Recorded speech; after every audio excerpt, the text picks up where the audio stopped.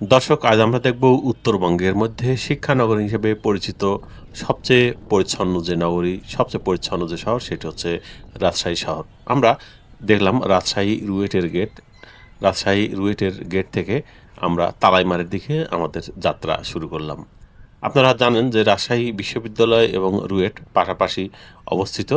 এটি শহর থেকে একসময় কিছুটা বাইরে থাকলেও এখন আর সেই দূরত্ব অনুভব করা যায় না। যাই হোক দর্শক, আমরা যাচ্ছি রাজশাহী শহরের দিকে। আমাদের সামনে একটু এগিয়ে গেলেই আমরা যে মোড়টি পাবো সেটি হচ্ছে তালাইমারি মোড়।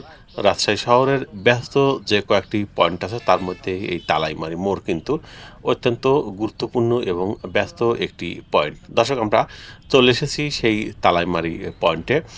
এটি রাজশাহী শহরের জন্য অত্যন্ত গুরুত্বপূর্ণ হওয়ার কারণ হচ্ছে যে রাজশাহী শহরে প্রবেশ করতে হলে আপনাকে এই গেট দিয়ে, এই দরজা দিয়ে, অর্থাৎ এই পয়েন্ট পার হয়েই রাজশাহী শহরে প্রবেশ করতে হয়, যার কারণে প্রতিনিয়তই কিন্তু এখানে যানজট লেগেই থাকে এবং প্রচুর পরিমাণে যানবাহনের আনাগোনা লক্ষ্য করা যায়। যাই হোক দর্শক, আমরা সামনের দিকে এগিয়ে যাচ্ছি এবং দেখতে পাচ্ছি যে রাজশাহী শহরের সবুজায়ন এবং নগরায়নের যে নিত্য নতুন ডিজাইনের বাতিগুলো, আমরা যদি বাতিগুলোর দিকে তাকাই তাহলে মন ভরে যায়।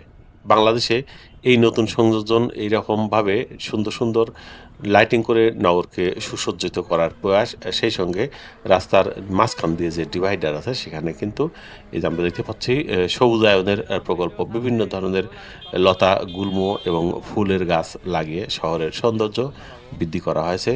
আসলে রাজশাহী শহর দেখতে অসাধারণ লাগে। যারা অতি সম্প্রতি রাজশাহীতে এসেছেন তারা দেখেছেন যে আসলেই কিছু কিছু রাজশাহী শহরের স্পটে দাঁড়িয়ে আপনার মনে হবে আমি আসলে বাংলাদেশে দাঁড়িয়ে আছি নাকি ইউরোপের কোনো উন্নত শহরে দাঁড়িয়ে আছি।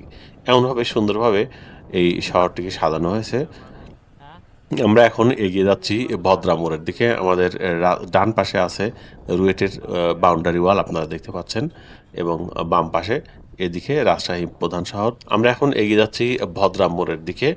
ভদ্রা মোড়ের থেকে আরও একটু সামনে এগিয়ে গেলে রাজশাহী কেন্দ্রীয় বাস টার্মিনাল এবং রেলওয়ে স্টেশন। আমরা সেদিকেই যাব এবং আপনাদেরকে দেখাবো রাজশাহী শহরের নয়াভিরাম সৌন্দর্য এবং নতুন নতুনভাবে যে সজ্জিত করা হয়েছে সেই সুন্দর রাজশাহী শহর। রাজশাহী শহরকে বলা হয় থাকে শিক্ষানগরী, কারণ এখানে বিভিন্ন ধরনের শিক্ষা প্রতিষ্ঠানের সমারোহ, এবং আপনি যদি রাজশাহী শহরের মাঝখান দিয়ে হাঁটাহাঁটি করেন তাহলে দেখতে পারবেন সর্বত্রই ছাত্রছাত্রীদের আনাগোনা এবং যুবক ছেলেমেয়েদের আনাগোনা।